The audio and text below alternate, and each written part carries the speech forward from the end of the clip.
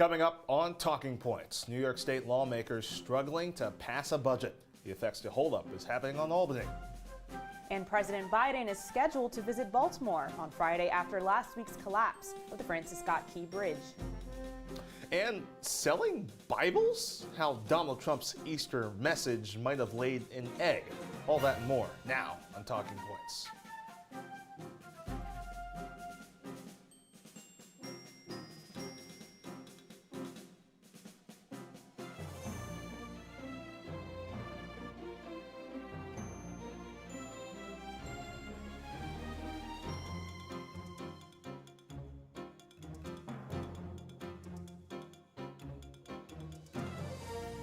Breaking tonight, Florida voters will now have the power to make two crucial decisions for the state. Thanks for joining us tonight. I'm Chilekasi, Adele. And I'm Ericka. The state's Supreme Court is moving forward with an initiative to allow the state to decide its abortion laws. Amendment 4, if passed, will allow abortions before viability. It also requires minors to alert parents if they receive an abortion. Along with the decision on abortion also comes a potential change to the state's marijuana laws, among three. Let Sunshine State voters decide on whether or not people 21 or older should be able to possess and purchase the drug. And moving north to Georgia, the state's GOP-controlled legislature has advanced an immigration enforcement bill as Republican lawmakers nationwide continue to call for stricter policies. The passage of this results from the killing of nursing student Laken Riley last month by an undocumented immigrant. The State House gave final approval to House Bill 1105 earlier this week in a 99-75 vote. Last week, rather. The legislation now heads to the desk of Governor Brian Kemp, who has previously expressed support for stricter immigration policies. This bill would require local and state law officials to verify the immigration status of those over the age of 18 who have been arrested, currently in detention, or have probable cause to have committed a crime. In a statement on X, formerly Twitter, Georgia Republicans posted, quote, while Joe Biden and his liberal allies refuse to protect our citizens and secure the southern border, Georgia Senate Republicans are passing legislation to protect our state from criminal illegal immigrants, end quote. Moving back to New York State, where lawmakers have missed the original deadline for a state budget. This, as legislation was supposed to be set in stone yesterday. For a second straight year, the deadline has been extended. And our Alex Burstein joins us in studio to talk about the holdup. Alex, is the state close to reaching a deal? At this exact moment, no, as there have been no discussions for over 4 days. But as budget discussions have rocked the congressional hallways in D.C. in recent months, similar issues have begun to plague the state legislature in Albany. The main holdups right now surround housing and education because the Assembly, Senate, and governorship are all Democratic. This means Democratic leaders have been the ones negotiating over the budget. The original deadline was set for today, but Easter complicated the situation. Lawmakers wanted to be home for Good Friday and Easter Sunday. They are expected to return tomorrow. And the new deadline is April 4th due to an extension by New York Governor Kathy Hochul. Lawmakers want a housing plan with new construction, tenant protections, and a tax break for developers to incentivize builders in the state to make low-income housing. Last week, Senate Leader Andrea Stewart-Cousins told reporters, quote, we're all working towards trying to get that grand plan that will not only address affordability, but address the needs of supply as well as the needs of tenant protections. Hochul also has an idea to raise criminal penalties for assaulting retail workers. She wants to possibly change how the state gives education funding to schools. Some districts would get less money. Lawmakers have gone against both of these points, saying raising penalties won't deter criminals, and a statewide survey should be determined to be conducted to determine school funding. Hey, AB, these budget issues, it's not something that's unique to this year, right? How do this year's problems compare to last year's? Yeah, there's a lot of similarities as well as some differences. Last year, it went over a month. On May 2nd, the bill was passed, and it ended up being a $229 billion package. There was issues surrounding criminal justice and housing raised by Kathy Hochul. She wanted to change the bond system and wanted to extend construction, much like this year. It passed despite all the Republicans and some progressive Democrats voting no on the bill. That being said, this year it's going to be a lot more expensive. We're looking right now at $246 billion. That number continues to rise as negotiations go on, and the issues are slightly different: education and different housing stuff for this year. They also obviously hope to have it done quicker this year than the over month last year. Alex, we know they've been trying to reach a deal. What have both parties said about the debate over the budget? Yeah, so it's weird here in New York because the Republicans don't have much power when it comes to the budget because of how overwhelmingly Democratic everything is in the state. That being said, the Republicans were nervous about the debt burden that was going to be put through this budget. However, since then, they've mostly laid off that issue. They will more than likely vote no on the final package. And I think to best describe it, we have to go to Assembly Speaker Carl Heastie. He said, quote, "Sometimes in the budget, you may be in a different galaxy. I don't know if we're in the same country yet, but I think we're on the same planet." So you see there some hesitancy, but we'll see if in the next couple days they can get to the same country. Thank you so much, Alex. Now, following up on the Key Bridge collapse in Baltimore, it's continuing to cause issues with the city's pier. The problem, it's so severe that the president, he's coming on Friday. We bring in Talking Points analyst Peter Barry to discuss the impacts the collapse could have on American infrastructure. But first, Peter, let us know what exactly happened with this accident. So, Ericka in Chile, the Singaporean boat named Dolly lost power and crashed into the main support beam of the Francis Scott Key Bridge. It was sending Mayday signals, which potentially saved lives as police were able to blockade the bridge. 4 are presumed dead and 2 have been confirmed dead. But these individuals were working on the bridge during the time of the collapse, and the investigation is still ongoing. And Peter, you know, Baltimore obviously not far from the White House in Washington at all. We've seen President Biden very strongly, vow to help the city of Baltimore, talking about the port, talking about the bridge rebuilding. How is the federal and state government tackling this? Where are they at right now? Where's the recovery at? So this coming Friday, President Biden is going to go to Baltimore. He's already gave $60 million in immediate emergency aid to Baltimore. But the U.S. Transportation Secretary Pete Buttigieg said the federal government was also prepared for this type of emergency. Let's take a look at what Pete Buttigieg had to say. This is no ordinary bridge. This is one of the cathedrals of American infrastructure. It has been part of the skyline of this region for longer than many of us have been alive. So the path to normalcy will not be easy. It will not be quick. It will not be inexpensive. With President Biden and Pete Buttigieg, Maryland Governor Wes Moore is also laying out a plan. He wants cranes to pull out the Francis Scott Key Bridge out of the Patapsco River. But these parts of the bridge weigh more than 1,000 tons, so they're going to have to cut up the bridge into parts. But they're also digging out temporary channels so ships could enter and exit the port. Well, yeah, you mentioned that the ship is from Asia, right? This affects the entire country, and the port is humongous. How does this affect the U.S. economically? So 1.1 million cargo ships came out of that port just last year, according to CNN. This is the 9th busiest port in the United States, but Governor Wes Moore was also saying that this could affect landlocked states such as Ohio, Tennessee, and Kentucky. They're going to have to find another supplier for their goods. Peter Barry, thank you. And coming up on Talking Points, 3 Democratic presidents unite to take on Donald Trump and raise a whole lot of money. We have the details on the historic fundraiser when we return.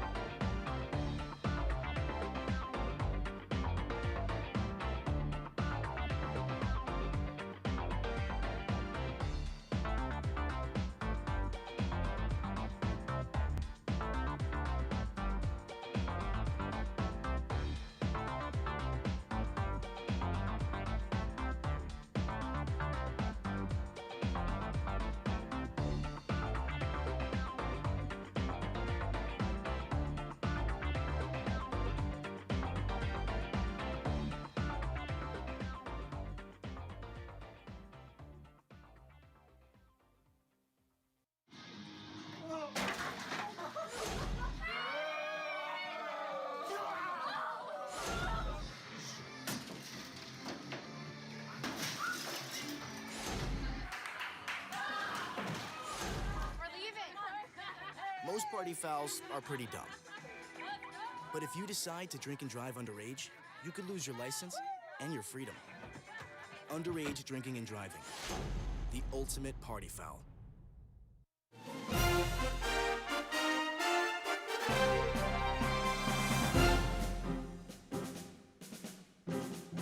Welcome back to Talking Points. Last week, Florida Governor Ron DeSantis signed a bill that bans children under the age of 14 from joining social media platforms in the state. The law also requires children who are 14 or 15 years old to receive parental consent. Yep, this all comes as the Federal Trade Commission opens an investigation into TikTok over data practices. Talking Points analyst Ethan Kraut joins us now. Hey, Ethan.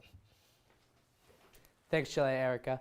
The law also directs social media companies to delete existing accounts for children under 14, and companies who fail to comply can be sued on behalf of the child.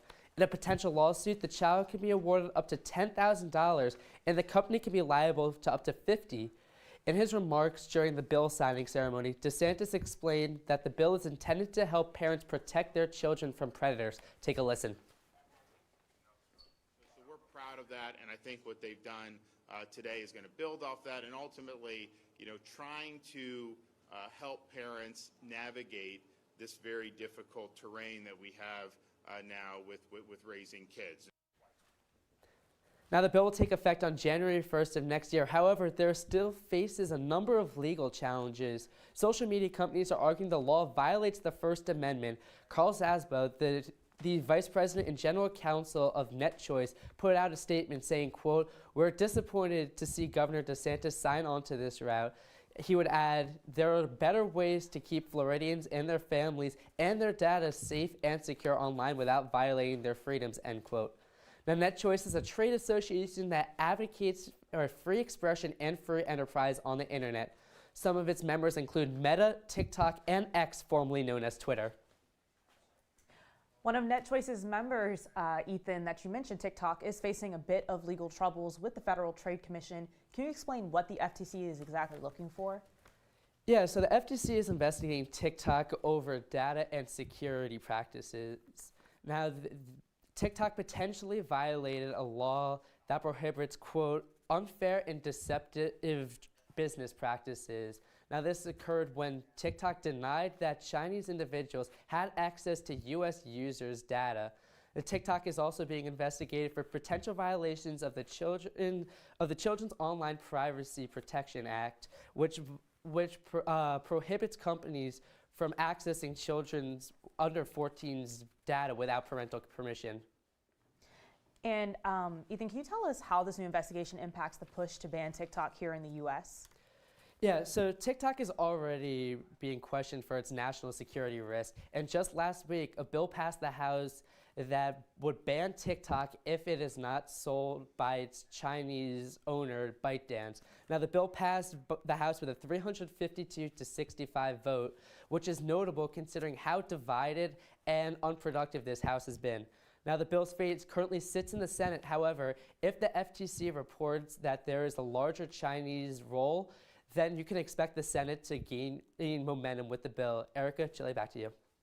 Ethan, thank you. Now to the latest in the presidential race. The Biden campaign celebrating a massive haul from an event it held last week in New York City. President Joe Biden appeared with former presidents Barack Obama and Bill Clinton in front of a sold-out crowd at Radio City Music Hall. Tickets for the event ranged from $250 to $500,000, with the most expensive tickets including a photo op with the Democratic presidential trio. The total amount raised from the star-studded night, campaign officials say, was $25 million. Wow, Ericka. Meanwhile, on the Republican side, former President Donald Trump has been falling behind in the fundraising race as he struggles to pay his mounting legal bills. Our Talking Points analyst Luke Radel has been following his dash for cash and joins us now. Luke, Trump is continuing to sell sneakers and cologne, but his latest product up for sale has raised quite a few eyebrows. Indeed, it has, Ericka. It has been one of the major themes of Donald Trump's presidential campaign is that he can apparently say or do whatever he wants, and it won't hurt him at all with his voters. Case in point, this was Donald Trump's message to supporters in the days before Easter Sunday. Bible we must make America pray again. All Americans need a Bible in their home, and I have many. It's my favorite book. It's a lot of people's favorite book. Yes, in case you haven't heard, the former president is selling the good book, the God Bless the USA Bible, for the low, low price of $60. But who wouldn't want to pay that much money for Trump's favorite book? I mean, just listen to how he talks about it. I'm wondering what one or two of your most favored Bible verses are, well, and why. I wouldn't want to get into it because to me that's very personal. You know, when I talk about the Bible, it's very personal, so I don't want to get into verses. I don't want to get into. There's no verse that means a lot to you that you think about or cite? The Bible means a lot to me, but I don't want to get into specifics. Even to cite a verse that you like? No, I don't want to do that. You're an Old Testament guy or a New Testament guy? Probably equal. 2 Corinthians, right? 2 Corinthians 3:17. That's the whole ball game. Is that the one? Is that the one you like? I think that's the one you like because I loved it. When you said that you've never asked God for forgiveness, do you regret making that remark? No, I have great relationship with God. I am the chosen one. Somebody had to do it. Somebody said to me the other day, "You're the most famous person in the world by far." I said, "No, I'm not. No, I'm not." They said, "Yes, you are." I said, "No." They said, "Who's more famous?" I said, "Jesus Christ." Now, though Trump is seemingly unwilling to put himself above the Messiah, some of his supporters have not shown that same restraint. A Trump rallygoer in Conway, South Carolina told the New York Times, quote, "They've crucified him worse than Jesus," which, as a Catholic, I feel pretty comfortable fact-checking that claim because, in case you haven't heard, Jesus was literally crucified, and it's hard to get much worse than that. But beyond selling his victimhood, Trump has ushered in a radical change in how voters, particularly Christian voters, judge the morality of their prospective leaders. In 2011, just 30% of white evangelical voters told the Brookings Institution that an elected official who commits an immoral act in their personal life can still behave ethically in their public and professional lives. But miraculously, by 2016, just 5 years later, that number jumped to 72%. Guys, it is just one more example of how Donald Trump has been able to rewrite the rules of modern politics, and yet another instance where his opponents are left asking the question, if he can do this and get away with it, what can't he do? Guys? A lot of people asking that question indeed. Luke, thank you so much. Coming up on Talking Points, we'll take a look at how President Biden is working to secure the release of journalist Evan Gershkovich following the one-year anniversary of his detention. Next. My big man fingers are having a problem with these little tiny buttons. Whoa, watch it there. Your blood pressure's gonna go through the roof. Tell me about it. I'm trying to learn how to get it down. Instead, it keeps going up. High blood pressure can increase the risk for heart attack or stroke. Learn how to keep yours at a healthy range. Ever hear a voice command? Just say text barbershop to 97779. That's not what I said. Just give me that. Now my blood pressure's up. Jason, let's go see your room.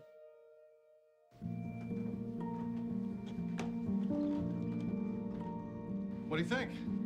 We kept it a little spare, so you can decorate it how you like.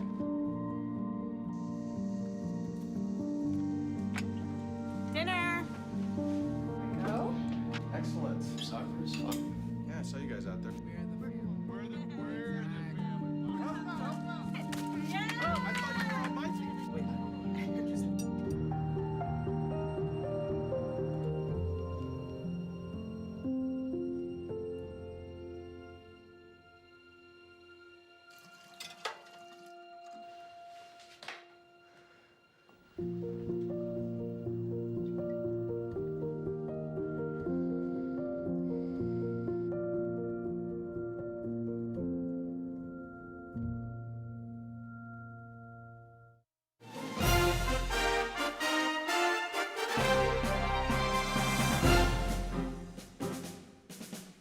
It has been a little over 1 year since American journalist Evan Gershkovich was detained in Russia for allegations of spying.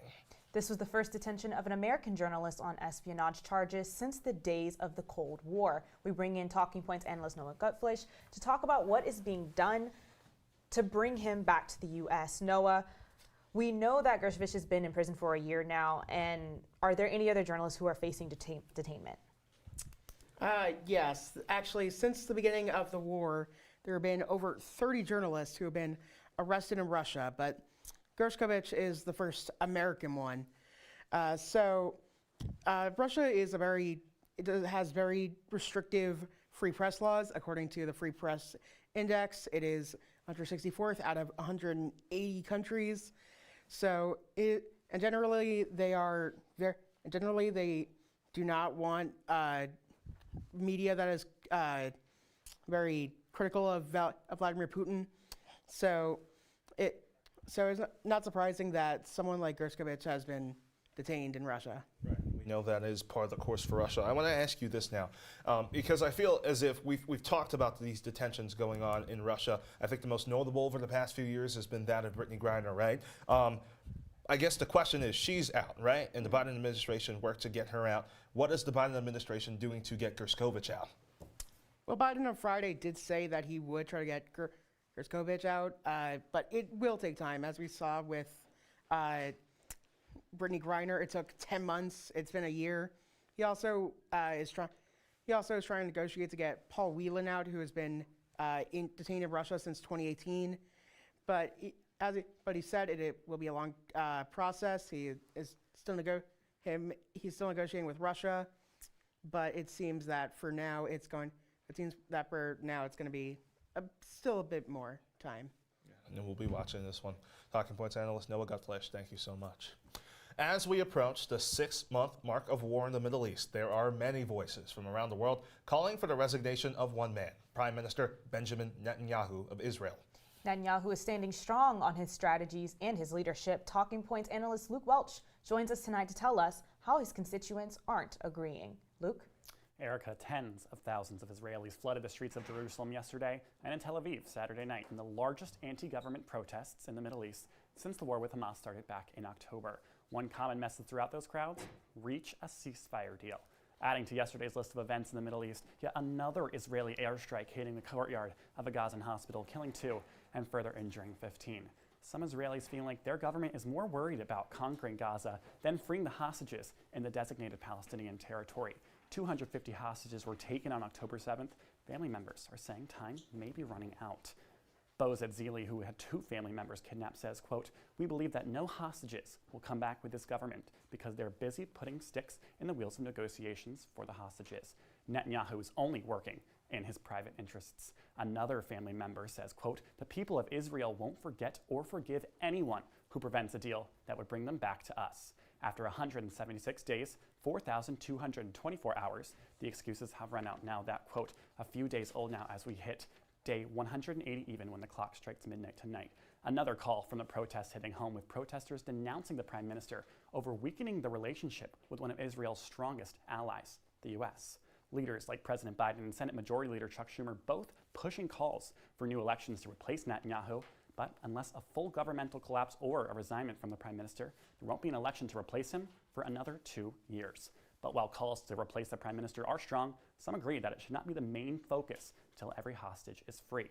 A father of an Israeli hostage saying, quote, "I don't think that changing the prime minister now is what will advance and help my son to come home. To go to elections now will just push to the side the most burning issue, which is to return the hostages home."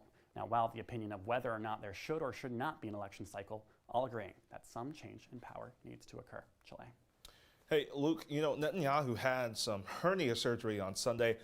What were the messages he had for the protesters before that operation? Yeah, Netanyahu holding a press conference yesterday evening just before going under the knife, and he was saying that while he feels sympathetic, he's keeping to his vow the necessity of entering operations in Rafah and rejecting these elections. He emphasized how Israelis need to stand in unity in order to defeat Hamas. However, some are questioning if the only person out of the loop and coming together is the prime minister himself. Netanyahu further stating that he feels if they were to make negotiations, quote, every 2 days, that they are giving away their advantage he feels like they have within the war. In terms of proposition election, he's still standing firm that he would not want to waste 6 months of wartime. What is the general temperature around talks of a ceasefire? How is that sounding in nations that are outside of the Middle East, Luke? Well, the main focus right now is on Egypt. A negotiations team with Israel landing in Cairo last night in hopes of reaching some sort of ceasefire deal with Palestinian leaders, with Hamas leaders, and hopes that they can get those hostages back, with Netanyahu refusing to budge in terms of letting Gazans return to the northern part of their designated strip. Hamas leaders seem to be planning attempts of pushbacks of their own, according to the Israeli Times. Now, the US and UK are actually calling out how the Israeli police dealt with the crowds in Israel using gas and firefighting hoses to attack their own citizens. So it seems like it's only inspiring them to become more anti-government and anti-military. We'll have more coverage on this as details unfold. Chile and Ericka. Welch, thank you. Coming up on Talking Points, escalating rhetoric on the campaign trail from the former president. Our Olivia Maniscalco will be here to discuss after the break. Excellent episode of Live from Studio B.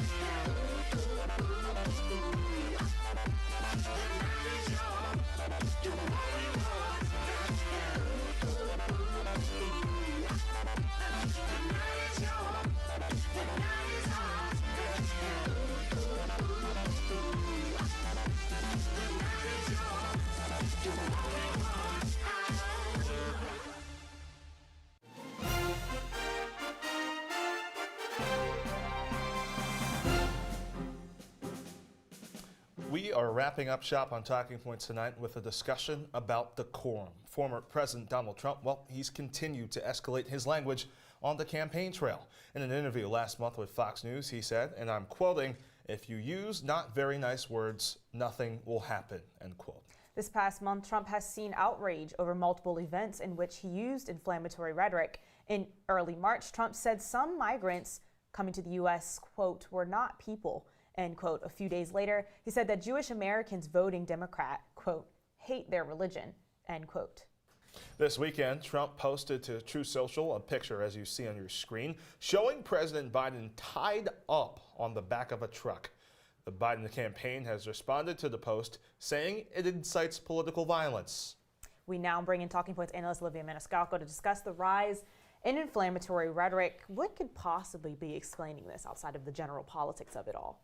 Yeah, I mean, it's difficult to say what exactly is explaining this, because this is kind of what we've been seeing with him in every one of his presidential election runs. It seems to have been ramping up in the past month, though, because of lots of things. You know, he's going through many trials, and he's obviously he's upset about the way that these are playing out, or the way that lots of charges have been brought up against him. But really, it has just been, I mean, just this past month, he said, quote, "We will root out the communists, Marxists," he said this in November, "We will root out the communists, Marxists, fascists, and the radical left thugs that live like vermin within the confines of our country." And, you know, he says these things, and it's kind of just, it's him, you know? The thing that's different, that sets him apart from every other politician, is that he can say these things, and no one really holds it against him because we're all used to it. Well, that's a perfect point, right? I think you talk about the idea that the people will allow it, and what can you really get away with. Looking at Luke Radel's segment earlier tonight, he pulled out that voter from South Carolina and mentioned the quote, "They've crucified him worse than Jesus." And again, I'm quoting there, as you can see. It's that idea, I feel, as if it's always something else. It's always somebody different who may be posing a threat. And because of this, regardless of what he does, we have to back him, right? I feel like that's a phenomenon we're seeing. I mean, we're also seeing the fact that, look at who his competition is, right? There's candidates that come from similar backgrounds. They look like him. We had Nikki Haley in for a little bit, but now he has no one to hold him accountable on that stage. So how do you how do you even go through with that, something like that? Yeah, it's a question I think a lot of people are wondering. And you look in the Republican Party, some phrase of fringes of the Democratic Party as well. You see it starting to proliferate and see this kind of thing across all different parts of the spectrum. But we're going to have to leave it there. That is our broadcast for this Monday. Be sure to follow us on X and Instagram at CitrusTV News. I'm Chilekasi, Adele. And I'm Ericka Love. We'll see you next time.